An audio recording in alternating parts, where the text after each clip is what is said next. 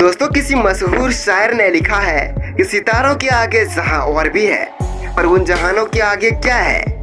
ये आज तक मनुष्य के लिए एक प्रश्न ही है। ये इतना पेचीदा सवाल है कि आज वैज्ञानिक ज्ञान और संसाधनों से परिपूर्ण मनुष्य के लिए ये कल्पना करना भी मुश्किल है कि आखिर इस ब्रह्मांड के आखिरी छोर पर क्या है, क्योंकि ये सवाल स्वयं में ही इतने सवालों से घिरा है जिन सवालों का जवाब अभी ढूंढना बाकी है। जैसे क्या इस ब्रह्मांड का कोई अंतिम छोर है भी, या फिर ये अनंत है? दोस्तों, हम इस ब्रह्मांड के बारे में जितना अधिक जानते जाते हैं, हमें पता चलता जाता है कि हम इस ब्रह्मांड के बारे में कितना कम जानते हैं। आज की इस वीडियो में मैं यानी आपका दोस्त मनीष प्रजापति इन्हीं सभी सवालों के जवाब देने वाले हैं। बस आप वीडियो में शुरू से अंत तक बने रहना। लेकिन हाँ, वीडियो में आगे बढ़ने से पहले आपसे एक छोटी सी रिक्वेस्ट है। अगर आप चैनल पे नए हो तो चैनल को सब्सक्राइब कर बेल आइकन को दबा के ऑल पर प्रेस जरूर करना, क्योंकि यहाँ पर आपको ऐसी ही वीडियोस मिलती रहती है। दोस्तों, इस ब्रह्मांड का कोई अंतिम छोर है भी या नहीं, इस संबंध में कई विद्वानों के अलग अलग सिद्धांत है, कई अलग अलग अनुमान है, पर निश्चित कुछ भी नहीं है। इन विद्वानों के सिद्धांत और अनुमान अपने आप में इतने जटिल और आश्चर्यजनक हैं कि एक बार किसी का भी दिमाग चकरा जाए। पर इस जटिल सवाल का उत्तर जानने से पहले हमें कुछ आसान सवालों के उत्तर जानने होंगे। जैसे ब्रह्मांड क्या है? हमारे आसपास की हर चीजें, जैसे समय, स्पेस, पदार्थ, ऊर्जा, यहाँ तक कि हम खुद भी एक ब्रह्मांड का हिस्सा है। ब्रह्मांड संपूर्ण समय और अंतरिक्ष और उसके बीच की मौजूद हर वस्तु को कहते हैं। ब्रह्मांड में सभी ग्रह, तारे, गैलेक्सियां, गैलेक्सियों के बीच के अंतरिक्ष, अपरमाणविक कण और सारा पदार्थ, सारी ऊर्जा शामिल है। दोस्तों, इस प्रश्न को समझने में सुविधा के लिए हम ब्रह्मांड को दो हिस्से में बांट सकते हैं। पहली वे चीजें जिनसे हमें सूचनाएं मिलती है, जैसे पदार्थ, तारे, ग्रह, ये हमें सूचनाएं देते हैं। इनसे टकरा कर या इनके स्वयं द्वारा छोड़े गए प्रकाश जब हम तक पहुंचते हैं तो इनके बारे में हमें जानकारी मिलती है और तथ्य भी स्थापित होते हैं जो इस ब्रह्मांड के बारे में सिद्धांत बनाने के लिए आवश्यक है। और दूसरी वे चीजें हैं जो हम तक कोई सूचना नहीं पहुंचाती, जैसे अंतरिक्ष और समय पर इनके बारे में गणित की सहायता से जानकारी प्राप्त की जा सकती है।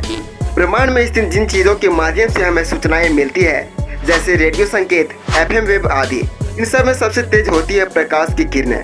असल में इस ब्रह्मांड में प्रकाश से तेज कोई भी चीज नहीं हो सकता, परंतु ये ब्रह्मांड इतना विशाल है कि सुदूर किसी आकाश गंगा में जब किसी तारे में विस्फोट होता है तो उसका प्रकाश पृथ्वी तक आते आते लाखों वर्ष निकल जाते हैं।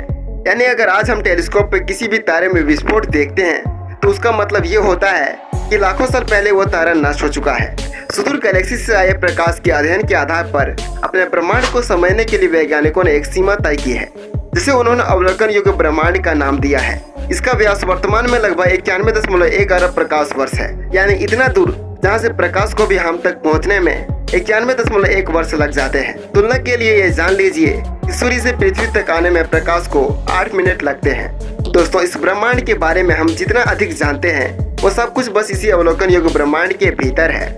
और वैज्ञानिक मानते हैं कि असल में ब्रह्मांड का विस्तार ऑब्जर्वेबल यूनिवर्स से काफी बाहर तक है और हो सकता है कि ये अनंत हो। फिलहाल में कोई ये नहीं बता सकता कि पूरे ब्रह्मांड का कोई अंतिम छोर है भी या फिर ये अनंत है। दोस्तों, अब आप सोच रहे होंगे कि अवलोकन योग्य ब्रह्मांड के अंतिम छोर के बारे में वैज्ञानिकों को तो पता होगा, तो इसका उत्तर है शायद नहीं। दोस्तों, जब आप प्रश्न पूछते हैं कि ब्रह्मांड का अंतिम छोर क्या है, तब आपके दिमाग में अंतरिक्ष या ब्रह्मांड के आकार की एक छवि जरूर आती होगी। क्या है वो छवि? कैसा है हमारा ब्रह्मांड? किसी फर्श पर रखी गेंद की तरह, या किसी कमरे में लटके हुए गोलों की तरह, या इन ज्यामितीय आकारों के अलावा भी कोई आकार हो सकता है? अगर आप इनके अलावा अन्य किसी आकार की कल्पना कर सकते हैं तो हमें कमेंट में जरूर बताइएगा। लेकिन वर्तमान में ब्रह्मांड के आकार के बारे में 3 धारणाएं प्रसिद्ध है। पहला, ब्रह्मांड गेंद या बुलबुले की तरह है, तो दूसरा मुड़ी हुई सीट की तरह, तो तीसरा एक फ्लैट सतह के रूप में है। विज्ञान में आने वाली खोजें हमें बता सकती है कि आखिर इन 3 मॉडलों में कौन सा सबसे ज्यादा सही है तथा ब्रह्मांड का आकार कैसा है।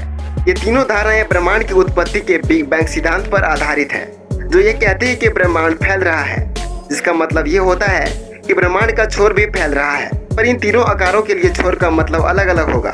दोस्तों, ये संभव है कि अभी तक आप ब्रह्मांड को सिर्फ मुड़ी हुई सीट की तरह समझ रहे होंगे या तो फ्लैग की सतह पर स्थित मान रहे होंगे, जिसके सही होने की संभावना भी सबसे ज्यादा है। पर उस स्थिति में ये बताना संभव नहीं होगा कि ब्रह्मांड का अंतिम छोर क्या है, या कोई अंतिम छोर है भी या फिर नहीं। किंतु अगर हमारा ब्रह्मांड गेंद या बुलबुले की तरह है, यानी सारे ग्रह, तारे, गैलेक्सी किसी ऐसे बुलबुले की सतह पर हो जो फैल रहा है, तो ये निश्चित रूप से कह सकते हैं इस ब्रह्मांड का कोई अंतिम छोर नहीं हो सकता। बस ये ब्रह्मांड में अंतरिक्ष में आगे बढ़ रहा है और शायद यही आपके प्रश्न का जवाब हो। पर नहीं, अगर हम यहीं नहीं रुक जाएं तो इस प्रश्न का पूरा उत्तर नहीं है। दोस्तों, जैसा कि हमने पहले ही आपको बताया कि ब्रह्मांड में सिर्फ पदार्थ यानी ग्रह तारे गैलेक्सी ही नहीं है, समय और अंतरिक्ष भी ब्रह्मांड का हिस्सा है। तो क्या समय और अंतरिक्ष का भी कोई अंतिम छोर होगा? जैसा कि वैज्ञानिकों ने बताया कि ब्रह्मांड लगता है फैलता जा रहा है तथा गैलेक्सी एक दूसरे से दूर जाती जा रही है। भविष्य में एक समय ऐसा आएगा जब सभी तारे अपनी ऊर्जा को खो देंगे और ब्रह्मांड में सिर्फ ब्लैक होल्स ही बचेंगे और यह ब्लैक होल्स भी हॉकिंग रेडिएशन के द्वारा बहुत लंबे समय तक ऊर्जा अंतरिक्ष में फैलाकर खत्म हो जाएंगे। इस तरह ब्रह्मांड की समस्त ऊर्जा खाली अंतरिक्ष में बिखर जाएगी और कोई भी पदार्थ बाकी नहीं रहेगा। इस तरह हमारे ब्रह्मांड का अंत हो जाएगा और ब्रह्मांड के अंत के साथ ही समय का भी अंत हो जाएगा। दूसरे शब्दों में यही समय का अंतिम छोर होगा। लेकिन समय के अंत के बाद अंतरिक्ष में क्या होगा, ये एक अनसुलझा रहस्य है। इसकी कल्पना भी करना मुश्किल है। अगर आइंस्टाइन की माने तो समय और अंतरिक्ष एक साथ जुड़े हुए हैं, जिसे उन्होंने स्पेस टाइम कॉन्टिन्यूम कहा है। तो सैद्धांतिक रूप के साथ तो समय के साथ अंतरिक्ष का भी समाप्त हो जाना चाहिए। पर यहाँ सवाल ये उठता है कि अगर अंतरिक्ष समाप्त हो जाएगा तो क्या बचेगा? अंतरिक्ष अनंत है, अंतरिक्ष स्वयं में पूर्ण है। इस पूर्ण से अंतरिक्ष निकल जाए तो क्या बचेगा? इस सवाल का जवाब अभी तक विज्ञान के पास नहीं है। यहाँ शायद वेद हमारी मदद करे, जो ईशोपनिषद की शुक्ल यजुर्वेद का एक हिस्सा है। इसके एक बहुत ही लोकप्रिय श्लोक में शायद जवाब छुपा हुआ है। पूर्णमदः पूर्णमिदं पूर्णात् पूर्णमुदच्यते पूर्णस्य पूर्णमादाय पूर्णमेवावशिष्यते, जिसका अर्थ होता है कि वह शायद अनंत और पूर्ण है। यह ब्रह्मांड भी अनंत और अपने आप में पूर्ण है। उस अनंत और पूर्ण से ही यह अनंत और पूर्ण निकला। यह अनंत उस अनंत में समा जाने पर भी यह अनंत पूर्ण ही रह जाता है। तो दोस्तों, उम्मीद करता हूँ कि आपको आज का यह वीडियो अच्छी लगी होगी। अगर वीडियो पसंद आई हो तो प्लीज़ वीडियो को एक लाइक जरूर करना और साथ ही चैनल को भी सब्सक्राइब करना, ताकि आने वाले समय में भी आप मेरे वीडियो को सबसे पहले देख सकें। चलिए दोस्तों, फिर मिलेंगे ऐसे ही कुछ नए इंटरेस्टिंग वीडियो में। तब तक के लिए मैं आपसे विदा लेता हूँ। जय हिंद, जय भारत।